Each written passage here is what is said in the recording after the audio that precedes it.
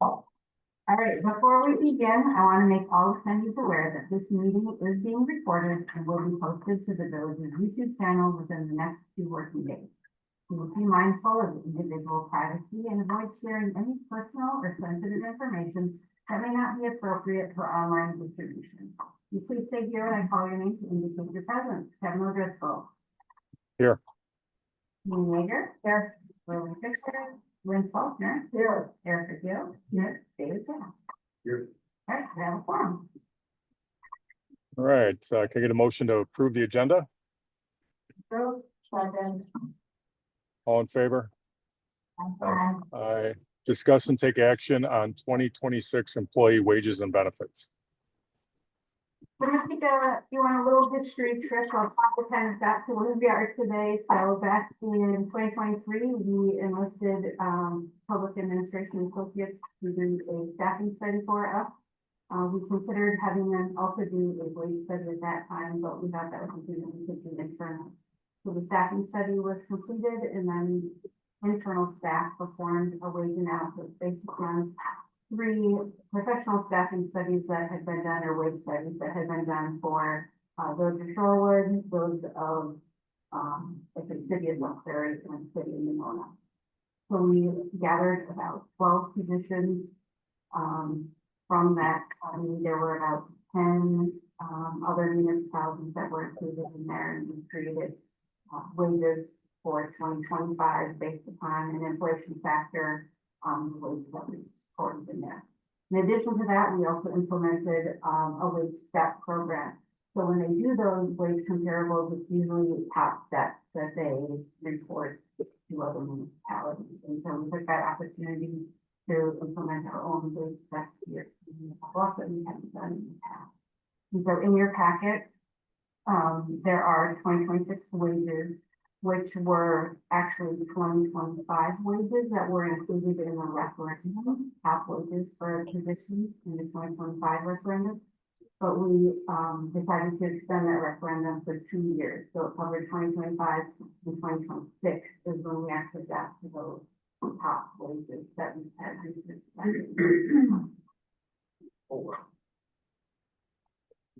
And so that's what you see in front of you today.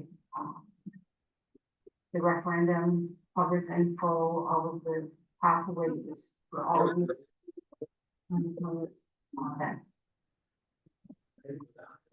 So embedded in this is we made some major adjustments to the referendum to get, especially some of the positions where we were not competitive, to competitive forces. So it impacted the lower wage earners much more so than the higher wage.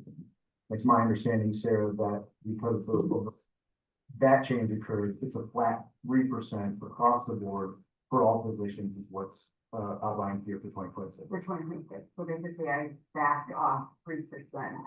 So we did possible increases for 2025, a margin for 3%. Are the wages adjusted that review, or they adjusted everybody gets the increased status and so across the board wages that is 3%, everybody will get that January 1st. And then step increases is based on how many years they have. As it's the first of the year for non-represented employees for the police department who are covered by the union, there's actually on.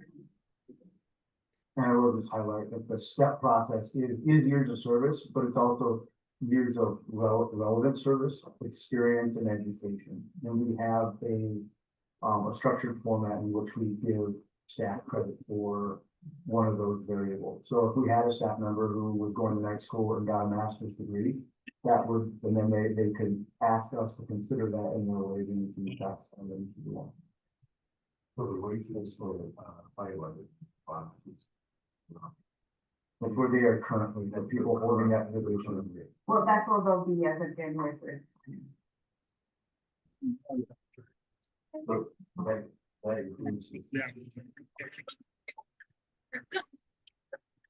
Sarah, why does the health insurance for non-union employees decrease on the employee side and increase on the employer side? So for the non-union employees, it's 88% of the tier one plan. And so the tier one plan includes more than just one option, sport. And so And according to make the Ozzy, their passports are going. Further questions for Sarah or Tanner?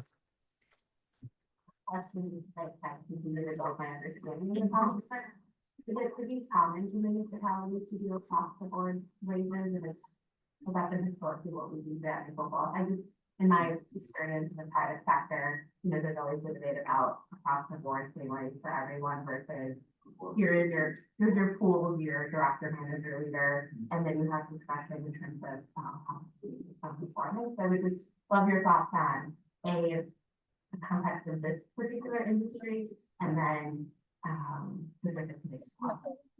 There's a number of things that intersect there, and Sarah can speak better to history than I can. My understanding is it's historically kind of been across the board.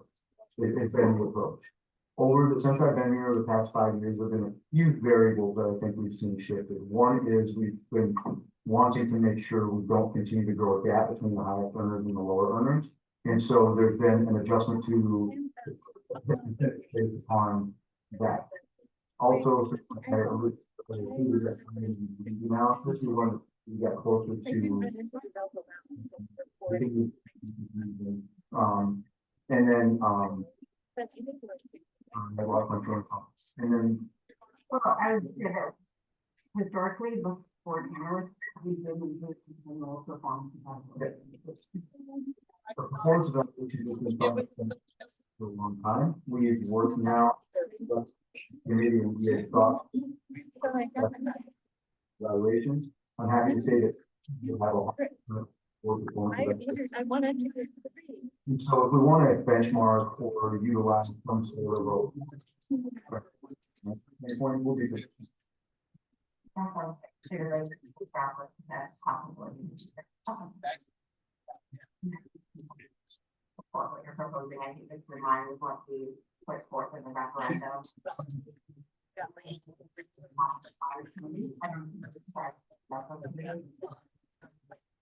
The question is the subsystems. So what happens after that? That's where they stay forever and ever. And so they would all off the board, moving forward. Union employees have within the minority step system. That is longevity. That was, but for the rest of us, yeah.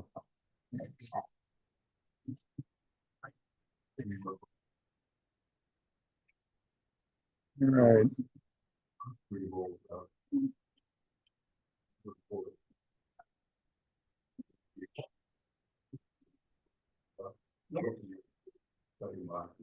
Yes.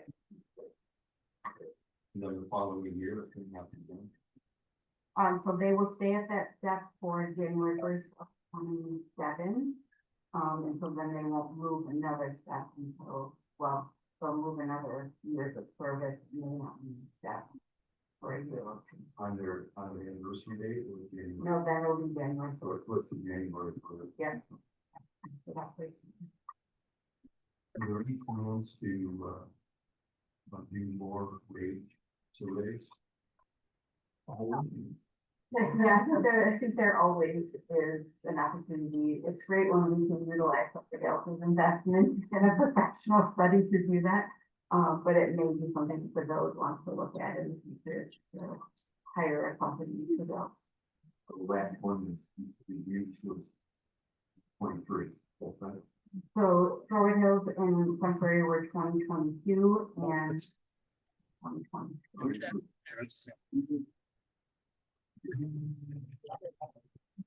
Not to go too far down the hole. We're taking part in the plan. How is that the desire is to be aligned? How we do it? also is intended to set its groundwork so that we can develop a financially sustainable plan. Despite the stable limits that a challenge for. And so the top of that plan, we'll have to have some sort of process by which we interact.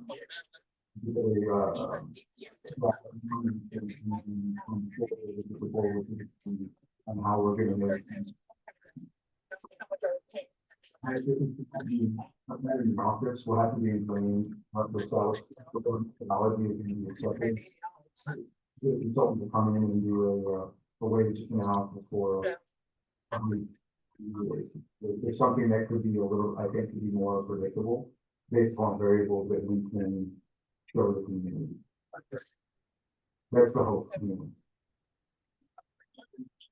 have a question. So.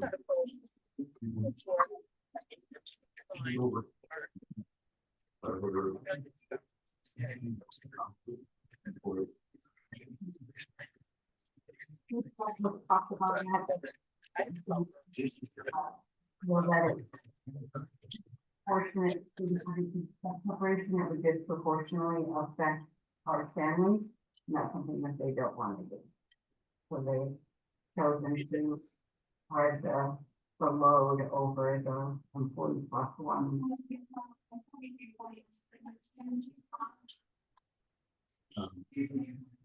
Department.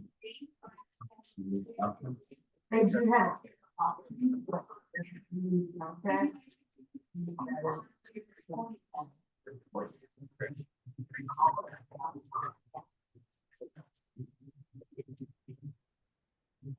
Further discussion?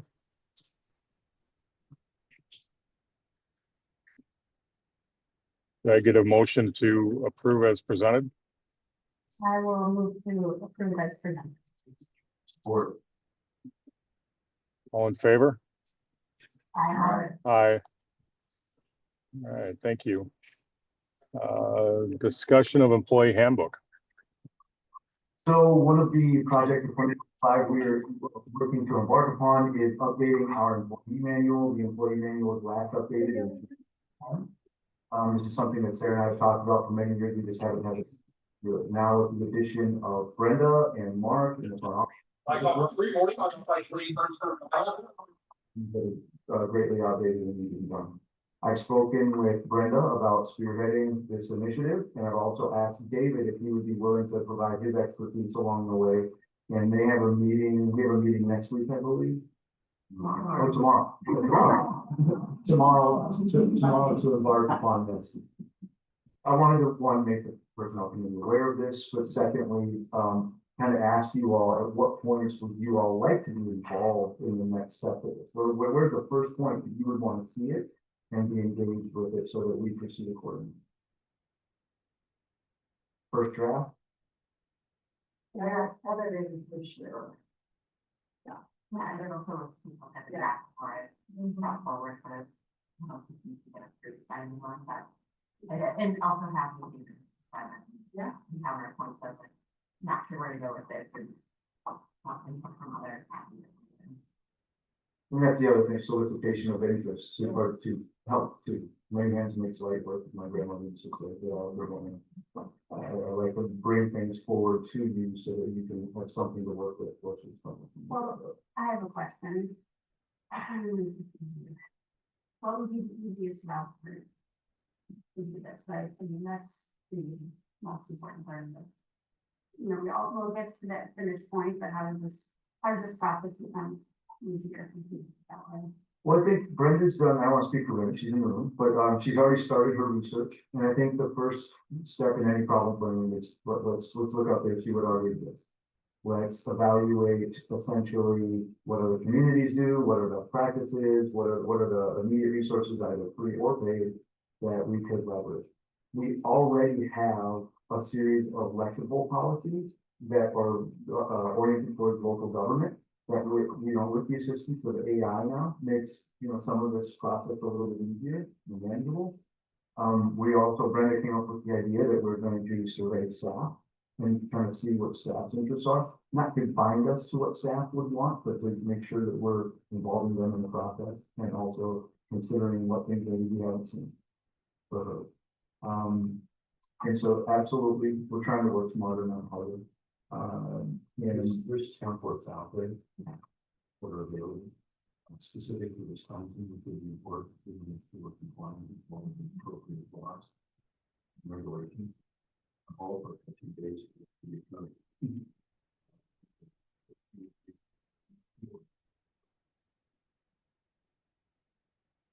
And ultimately, it would have to be approved by the board. So we want to get it, all the T's crossed and I's dotted before, and this committee was comfortable with it and supports it across the board before it moves forward.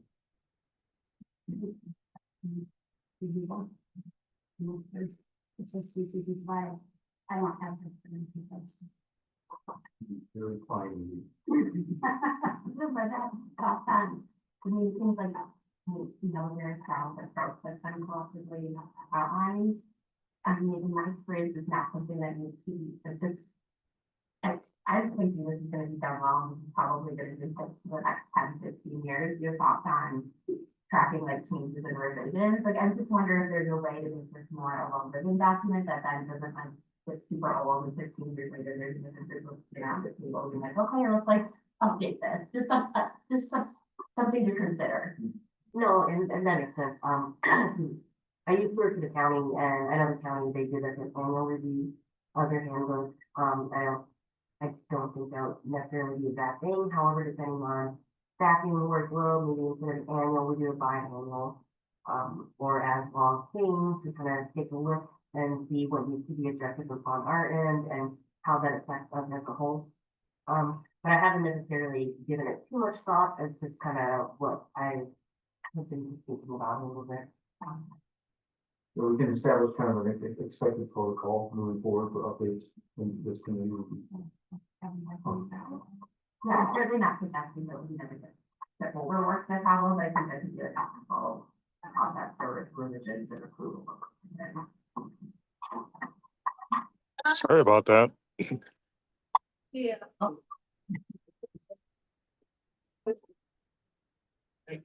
There's no action taken necessarily unless, the committee wants. Thanks. Anybody- Thanks, Brenda. 102, 3 o'clock.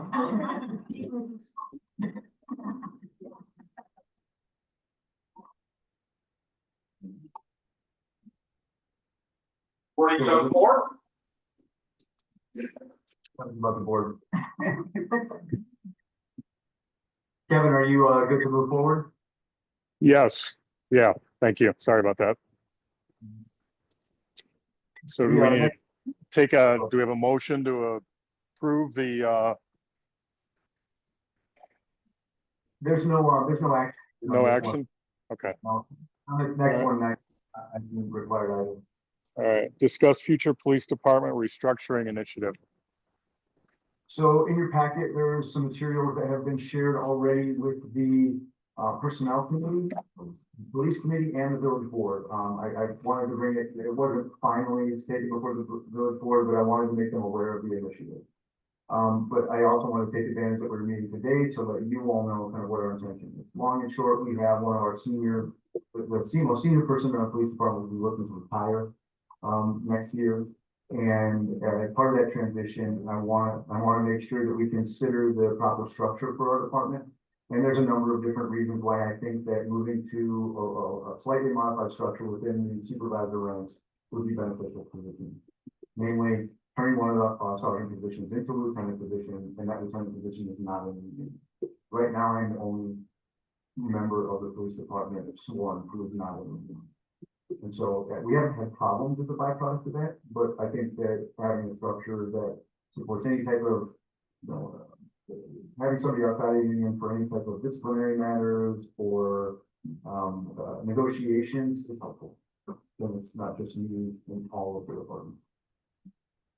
So I wanted to, if anyone. About that, so would that person just drop their message to the union, and are there any perks to the union that we would have to put up to make it? Yeah, so in the job descriptions that I provided in there as well, I tried to outline not only the duties and responsibilities, but also some of the benefits that would be outlined in there. One of them is like the take-home squad, et cetera, but key to your question is what type of protection? And I would suggest that we also cover the individual membership in either the WPTA as a non-union member, so legal support and whatnot. There is also the option of the paternal order for supervised legal protection. And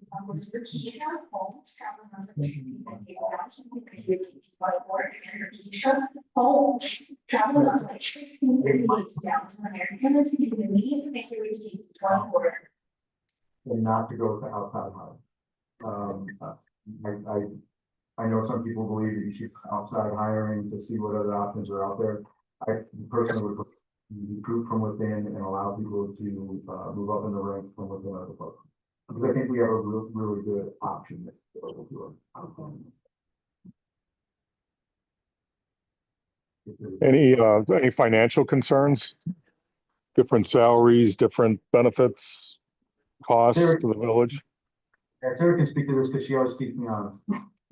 And I don't even, I remember what we got. We talked about it, Kevin, and it was negligible, the difference between the sergeant and the lieutenant position. Yeah. The offset is going to be in the magnitude of a couple to a few $1,000s, I believe, if I recall. And I have that within the part-time officer budget that I'd be more than happy to shift over to it. If that's even necessary, we'll have to look at the numbers for the particular year and set it up. Would this position, or the new position of the lieutenant, would that affect your role? And it sounds like this person comes in and kind of does your job when you're not available, and would that person be able to assume more of your current police chief role to free you up more as administrator, or? Well, I'd say is that, you know, we operate currently with, given the strengths and limitations of the team that we have. And as we look to fill this position with some of these already here, I'd also be looking to fill that vacant supervisor position. And that's a lot of this, because it's such a small thing, is personality driven. And what capabilities an individual might have and how much they can actually take on and what their strengths might be. So it'd be my goal to hire somebody with strengths in that sergeant role that can really offset and make available the person in the lieutenant's role to support me in a better capacity. That said, there's only so many people to carry the work to begin with and so many hours in the day. So there will always be a challenge there that is natural. So I don't anticipate a major change, but I am hoping for an incremental improvement. So I think I heard that you will have to go hire somebody. So we will. We already have more than 2 people internally interested in that supervisor position. Yeah, so yes. And will the in control work at all? Oh, absolutely. There's no, with our current staffing, there's no getting around patrol work for anybody who's sworn in the org chart that you provided. It looks like the lieutenant is your only direct report to the police department. That would be the case. That and the records administrator and administrative support specialist. That would. Right now, I hold my sergeant report to me directly.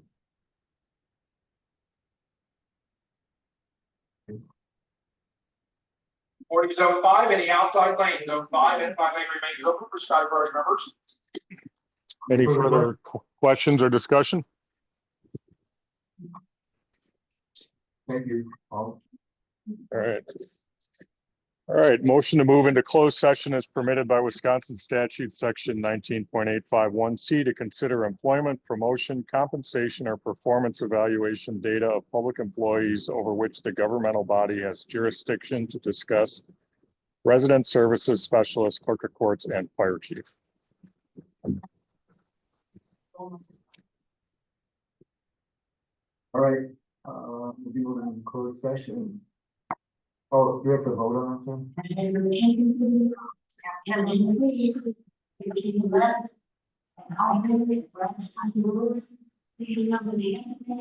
Sorry, okay. So the updated agenda has, do you have the updated agenda in front of you, Kevin? I do not. Okay, give me 1 second. Let me just make sure you have the language. The language in front of us here. Is that the updated one? Says. Okay, so the updated. The item is, discuss and take action on closed session discussion. All right. Discuss and take action on item from closed session. I make a motion to recommend the permanent hire of Rachel Dons per the personnel committee's interview process. Only other item I would say out of this, and it can be a separate motion if you all would like, but the village board will need to grant an exemption from the existing hunting policy in the manual. And I think that it should come from this committee, where you stand on that as well, whether you want to embed that into this motion or subsequent. It's a one-time exemption for her. It's not a permit. The concern is that we could set a precedent in policy that the policy has a purpose. Evan, do you wanna add that to your motion? I do, if as long as someone can recite it. Yeah, I'll second that. Tanner can, because he said it. Well, what I would say is that in the, just for clarity here, in my memo,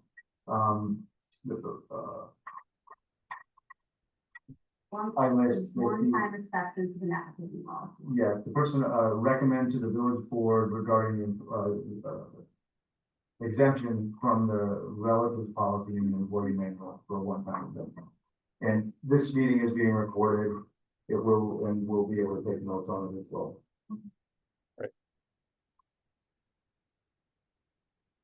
You need to vote on it, Evan. I'm sorry, I'm having difficulty hearing you. So made a motion to hire Rachel and then are you asking to add on to that motion an exemption from the employment manual regarding family members? Yeah, so my apologies. Right. There's a recommendation to appoint, which comes to me. And then there's a recommendation to the village board to grant an exemption. Recommendation to appoint and recommendation to the village board to grant an exemption from the employment policy.